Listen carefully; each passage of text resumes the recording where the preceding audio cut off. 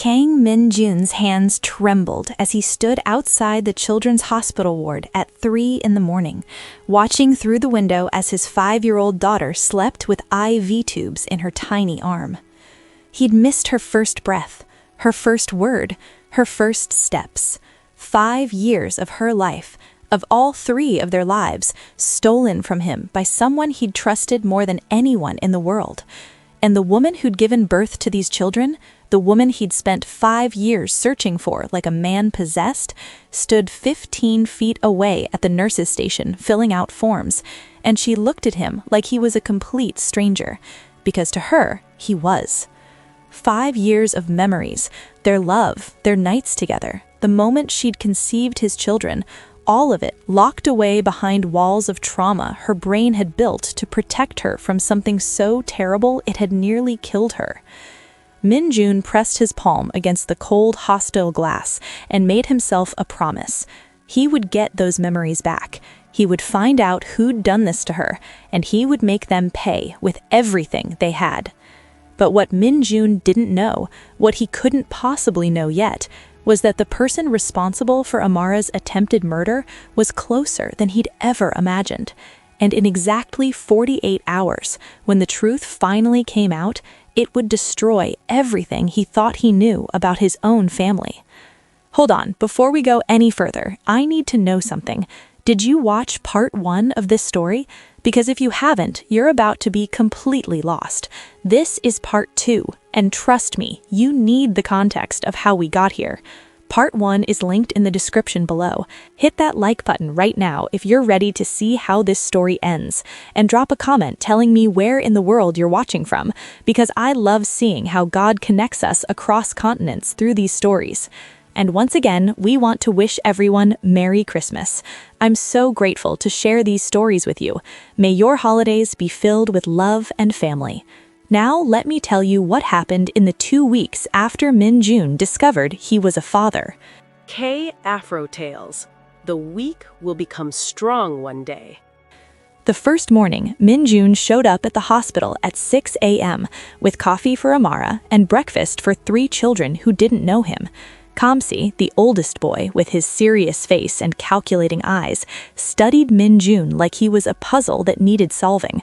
Aluchi, pure chaotic energy even at dawn, immediately tried to climb Min-jun like a tree, chattering in rapid Korean-English mix about his sister's fever and the scary hospital, and whether Min-jun knew any good games.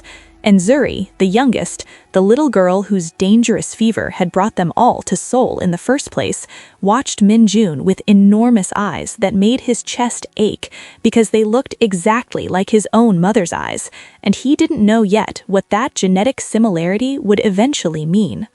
Amara watched Min-jun interact with the children from across the hospital room, her body still screaming recognition every time he moved or spoke, her mind supplying absolutely nothing about who he was or why her heart raced when he smiled at Kamsi's serious questions.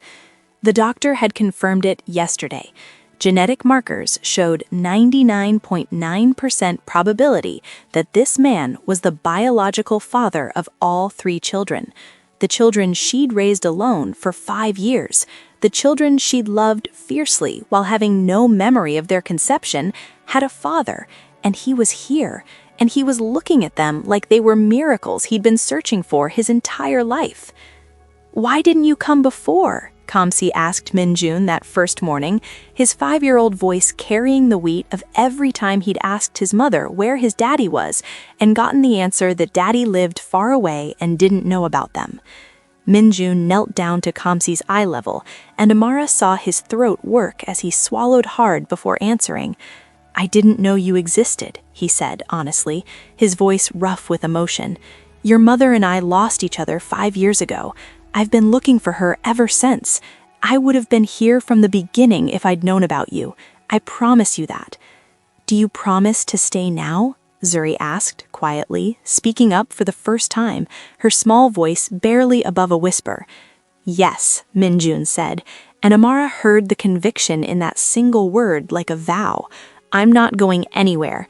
If your mother will let me, I want to be here for all of you, every single day." He kept that promise. For 2 weeks, Min-jun showed up at the hospital every morning before the children woke and didn't leave until they fell asleep. He learned that Kamsi liked to arrange his toys in precise patterns and got frustrated when Aluchi disrupted his systems. He discovered that Aluchi could make anyone laugh within 5 minutes and had memorized every children's song ever written in 3 languages. He found out that Zuri was quiet not because she was shy, but because she was always watching, always absorbing, always 3 steps ahead in understanding the emotions of everyone around her. He brought books and read to them in Korean, switching to English when they asked, his voice doing different character voices that made even Kamsi crack a smile. He brought art supplies and spent hours drawing with Zuri, who had an eye for color that surprised him. He brought building blocks and let Aluchi destroy Kamsi's carefully constructed towers, then helped Kamsi learn that sometimes chaos could be fun too. And Amara watched. She watched this stranger, who wasn't a stranger, learn her children like he'd been preparing for this moment his entire life. She watched him ask the nurses about Zuri's medication schedule and memorize it faster than she had.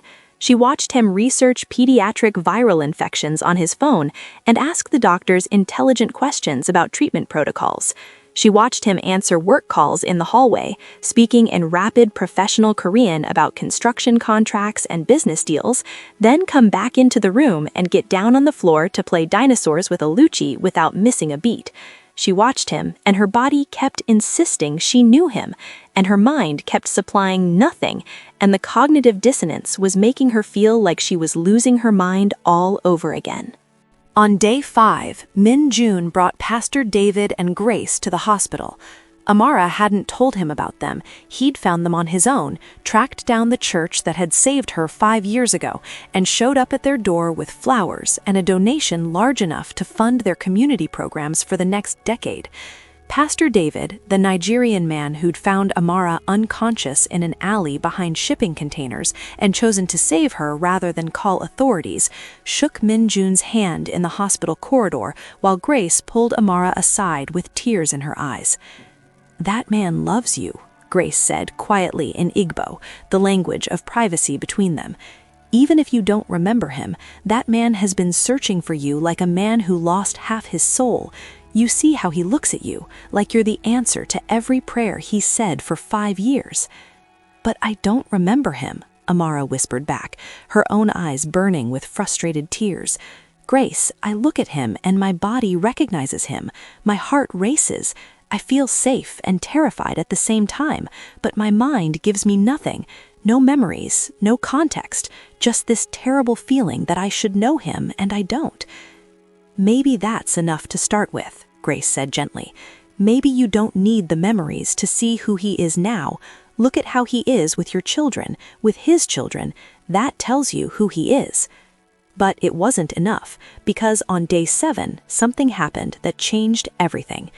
Min-jun's business partner, Kong Sung-ho, showed up at the hospital unannounced, walking into the children's ward with his expensive suit and calculated smile, stopping dead when he saw Amara sitting beside Zuri's bed.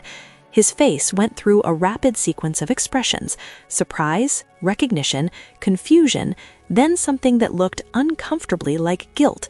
Min-jun stood up from where he'd been building blocks with Kamsi, tension immediately visible in his shoulders. "Sung-ho," Min-jun said, his voice carefully neutral, "what are you doing here?" "I heard you'd been spending time at the hospital.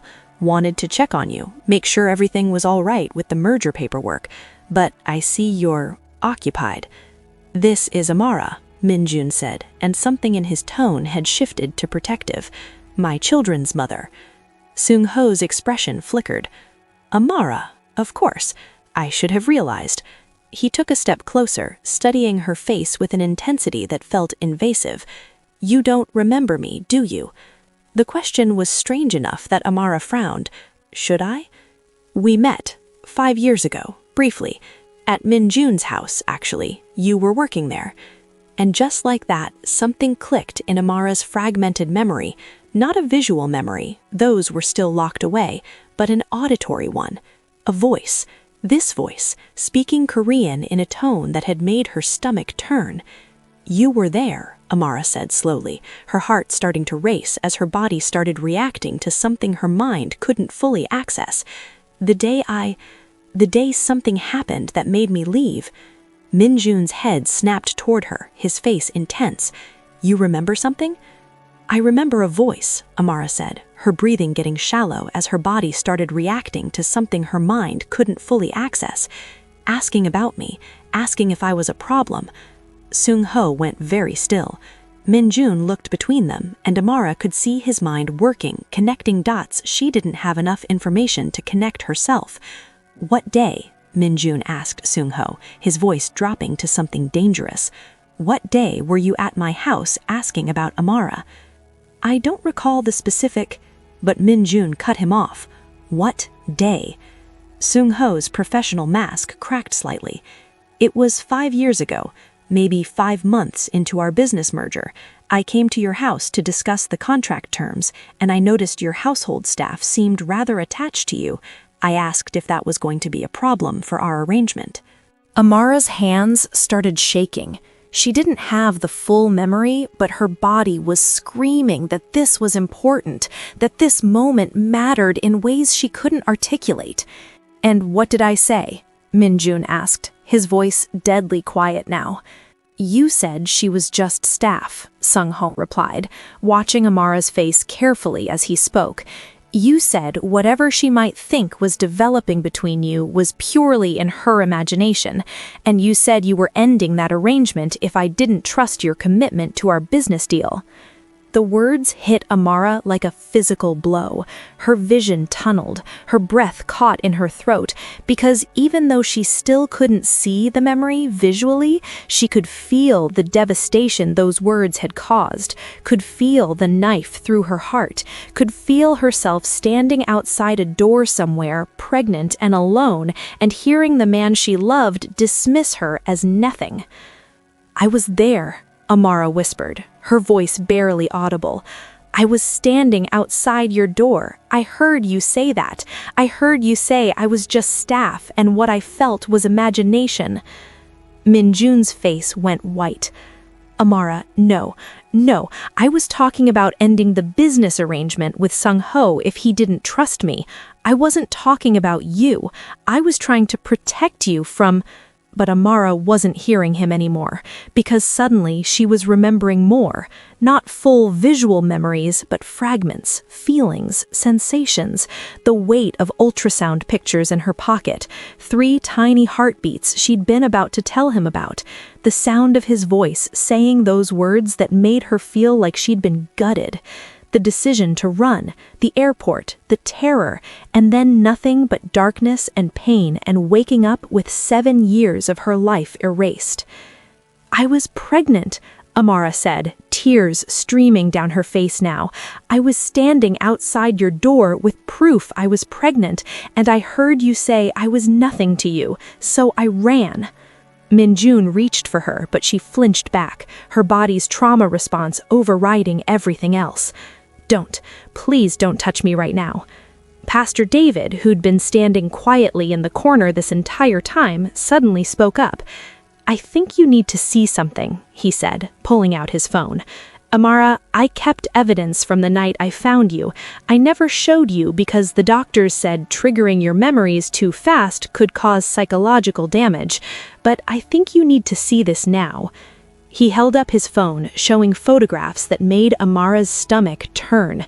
Images of her own body 5 years ago, unconscious, bruised, with clear injection marks on her arm that weren't from any medical procedure.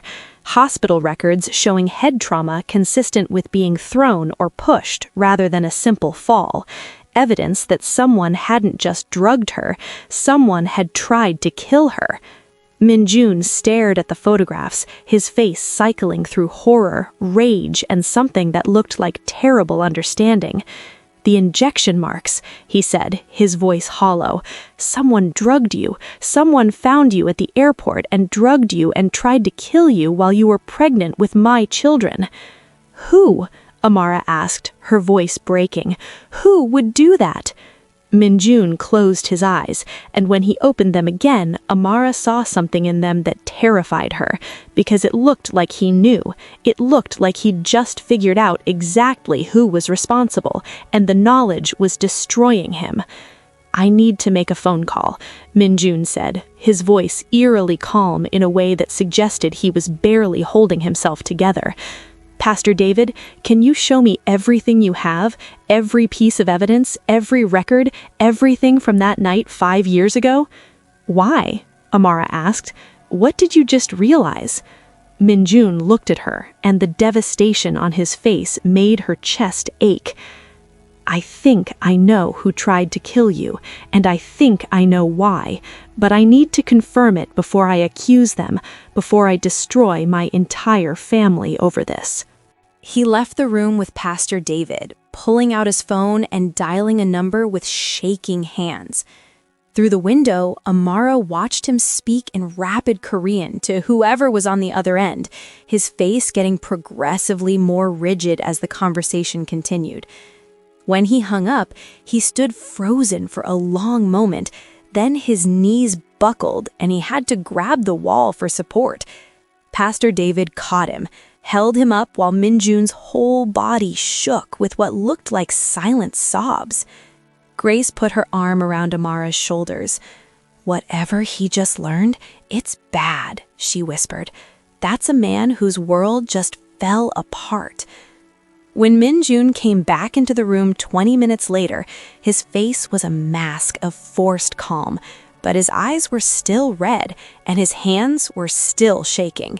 He looked at the 3 children playing quietly with their toys, oblivious to the adult trauma unfolding around them, and something in his expression broke. "Can we talk?" he asked Amara quietly. "Somewhere private?" They ended up in an empty consultation room down the hall. Min-jun closed the door, leaned against it like he needed the support, and said the words that would change everything. "I hired a forensic investigator to track down where you got your pregnancy test 7 years ago," he said, his voice mechanical, like he'd disconnected from his emotions to survive this. "I wanted to know how someone found out you were pregnant fast enough to intercept you at the airport.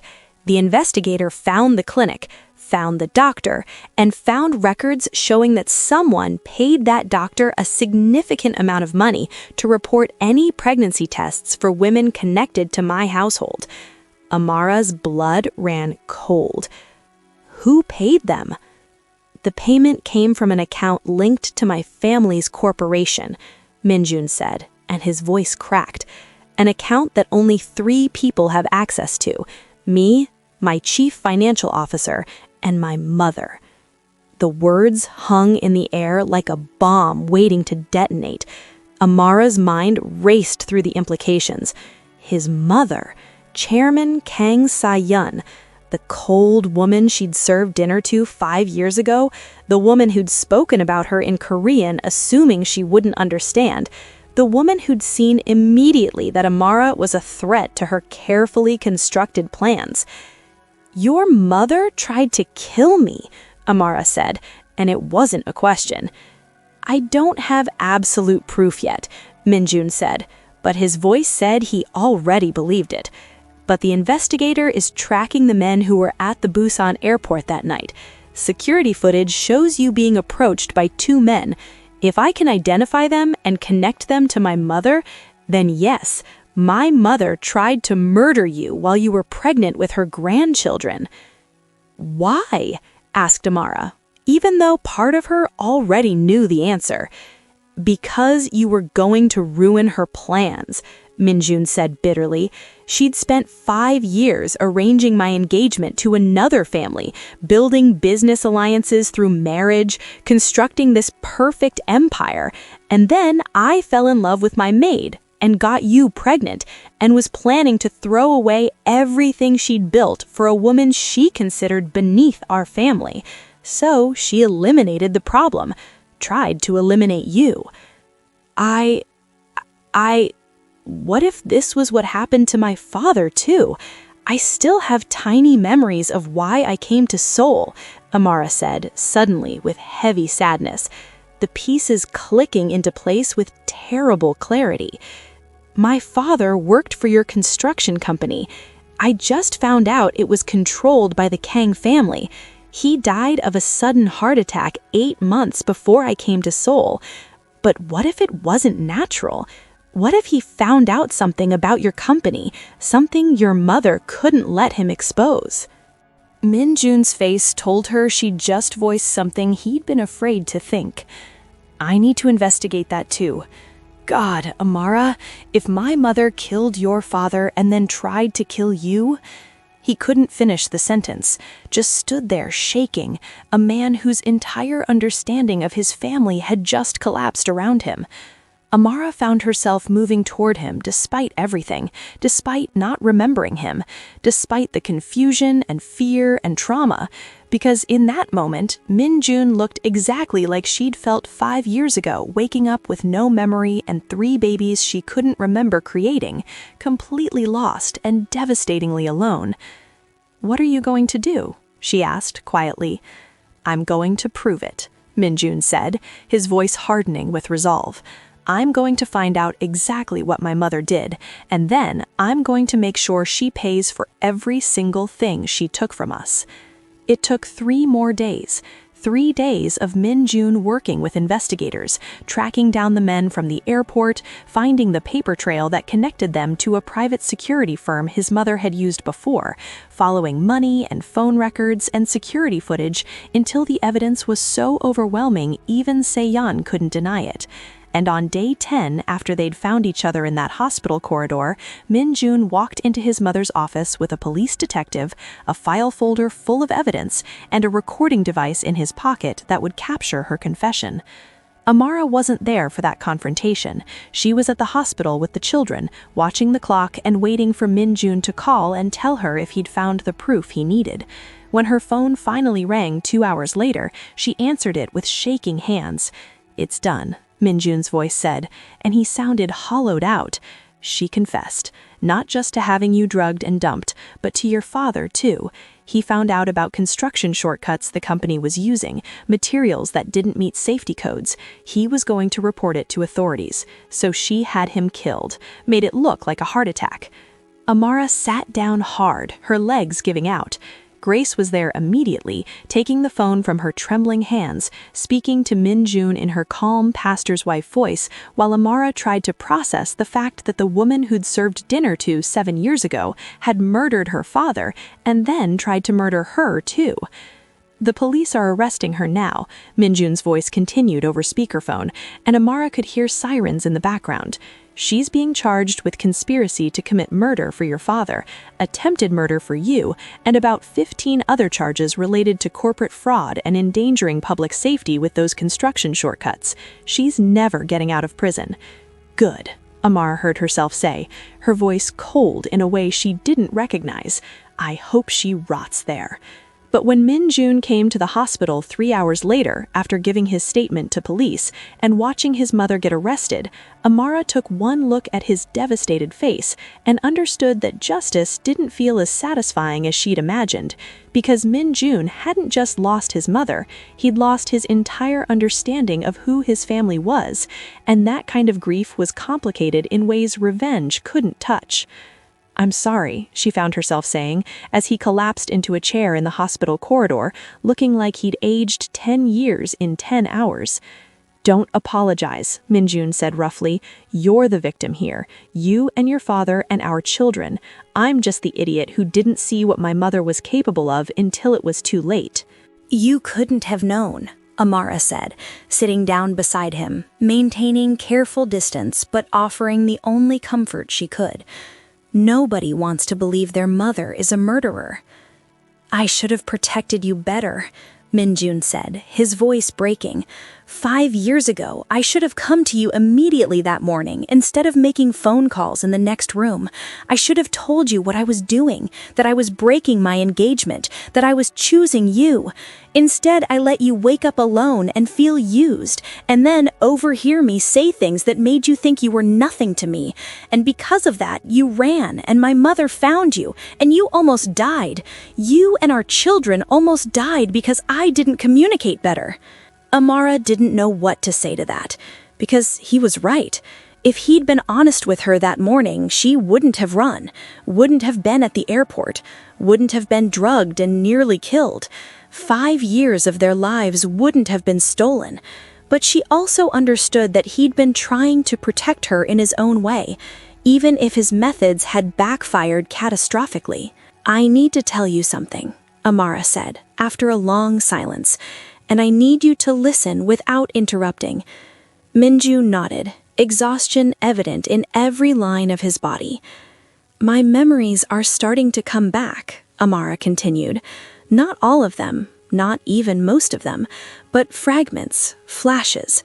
I remember your hands. I remember feeling safe with you. I remember loving you so much it terrified me. And I remember standing outside your study door with ultrasound pictures of 3 babies, about to tell you that you were going to be a father, and hearing you say I was just staff and what I felt was imagination. That memory is so clear, Min-jun, so vivid. Even knowing now that you were talking about something else, even understanding the context, I can still feel the knife through my heart when I heard those words." Min-jun's face crumpled. "I'm so sorry." "I know you are," Amara said gently, "but here's what I need you to understand. I don't remember who you were to me 7 years ago. I don't have those memories yet, and they might never fully come back. The amnesia specialist said the trauma was severe enough that some memories may be permanently locked away.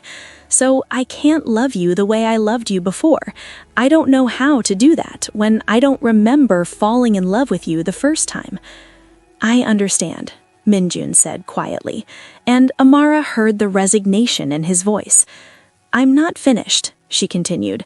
"I can't love you the way I did before, but I can learn to love you again, if you're willing to be patient, if you're willing to start over with a woman who looks at you and sees a stranger her body recognizes but her mind doesn't know, if you can handle me having PTSD reactions when you touch me unexpectedly, because my body remembers trauma my mind can't access, if you can give me time to build trust again from nothing."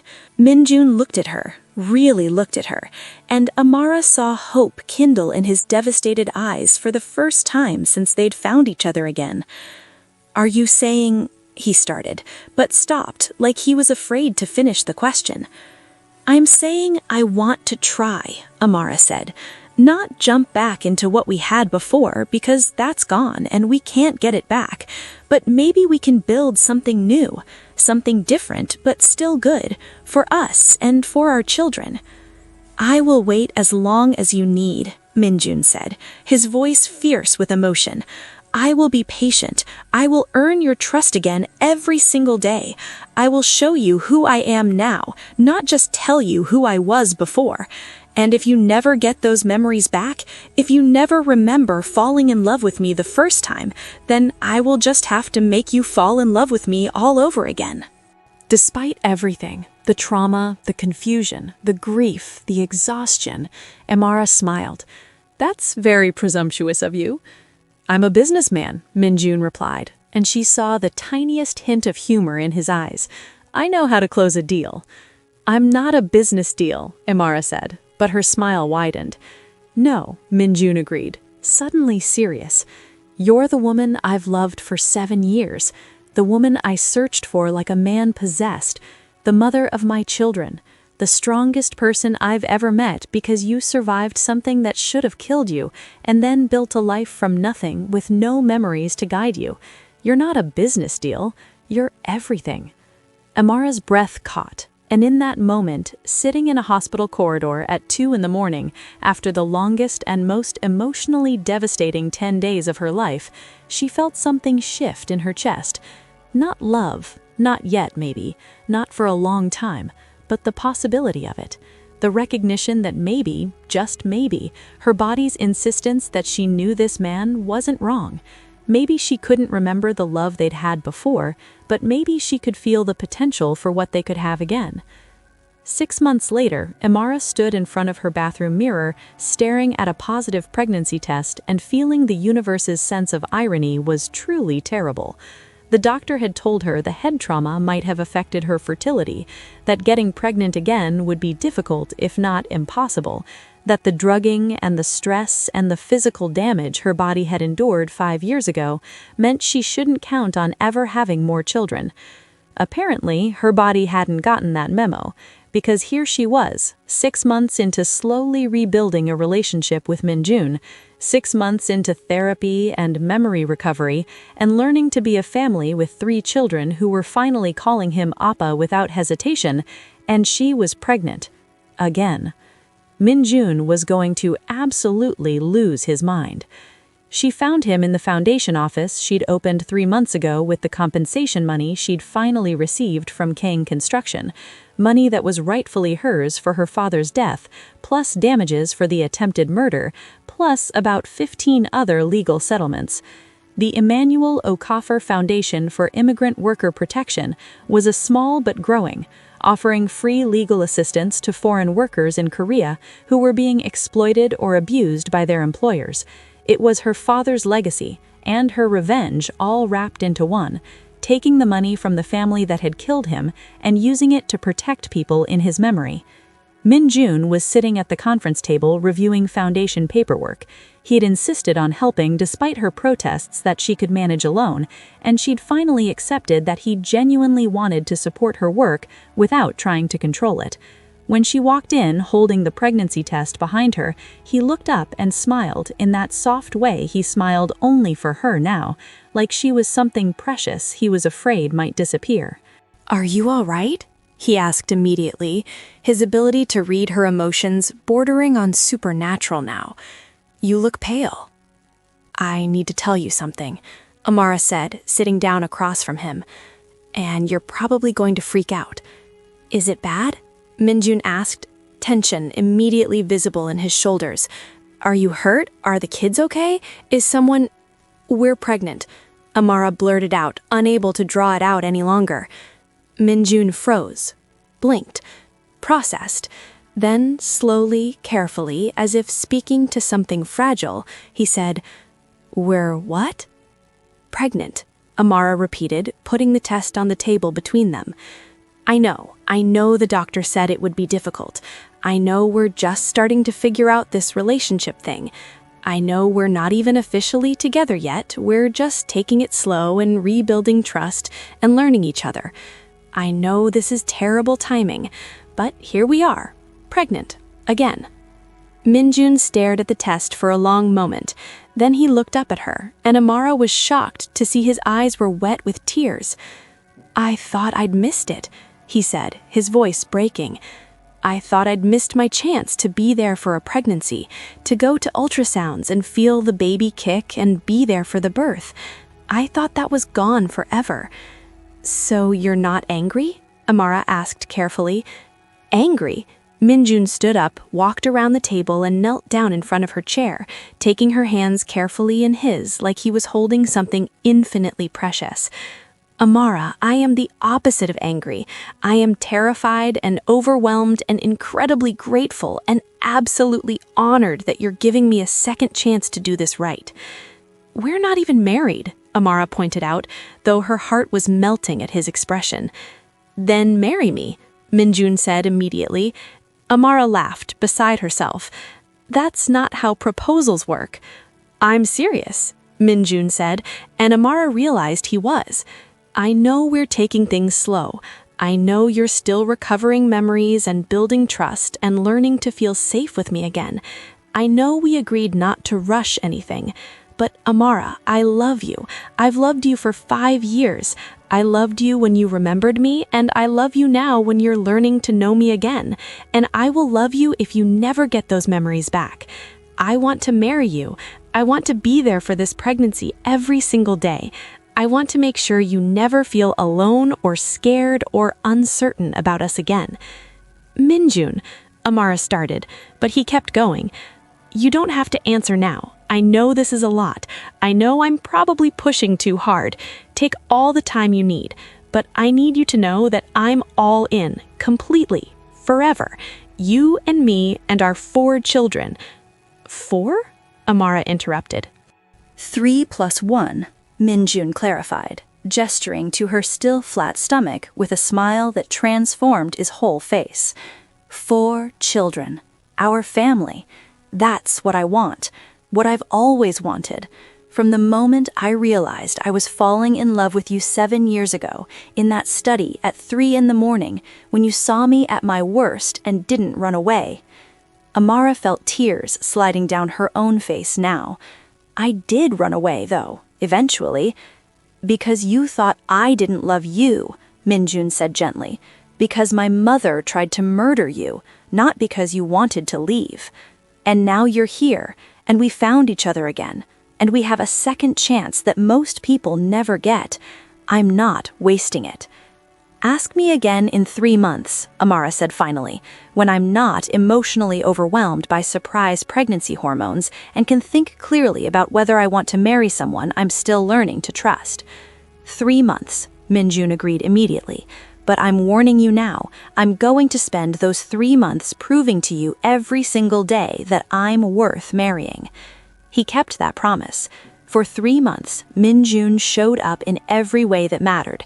He went to every doctor's appointment, taking notes and asking questions, and holding her hand through the first ultrasound that showed 1 healthy baby this time, not 3.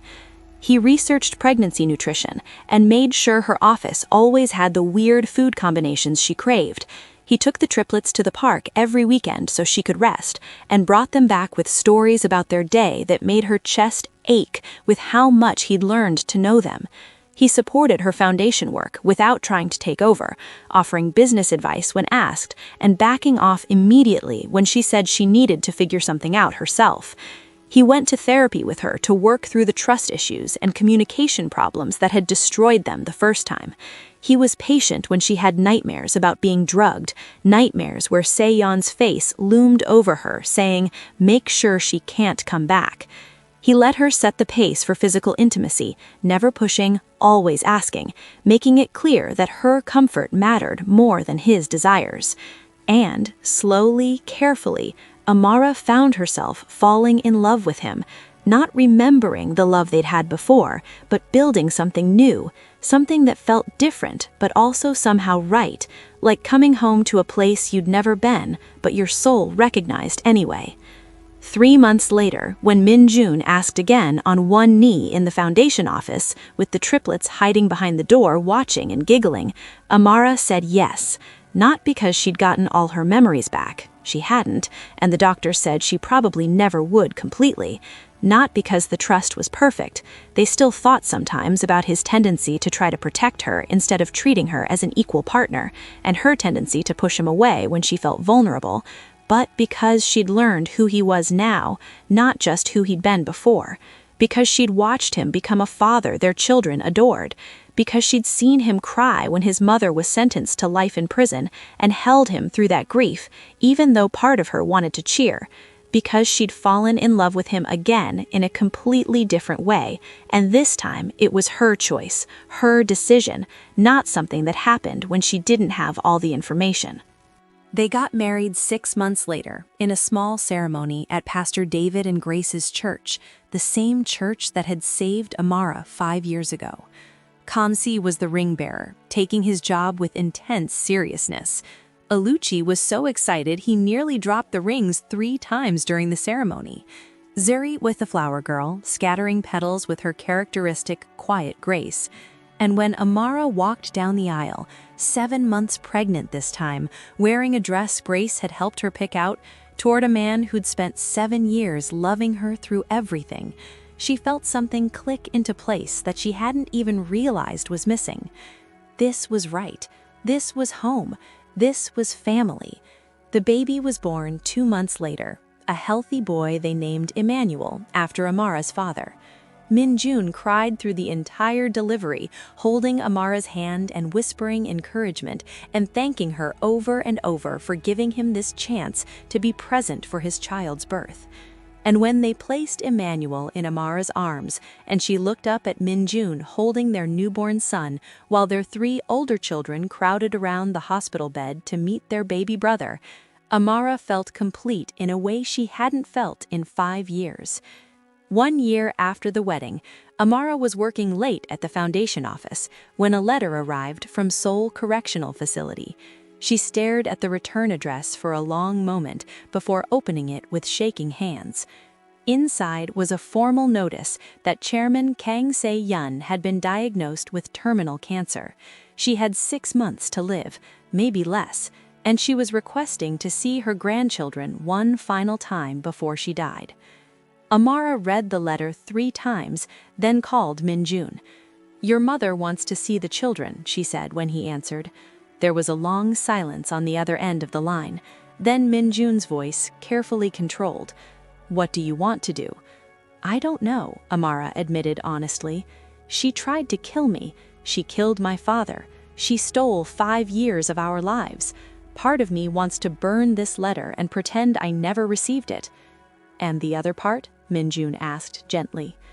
"The other part remembers that she's dying," Amara said. "And she's your mother. And she's the grandmother my children will never really know. And one day, Kamsi or Oluchi or Zuri or Emmanuel might ask me if they ever met their grandmother before she died, and I'll have to decide what to tell them." "This is your decision," Min-jun said. "Whatever you choose, I'll support it. She hurt you more than anyone. You get to decide if she deserves forgiveness or just consequences."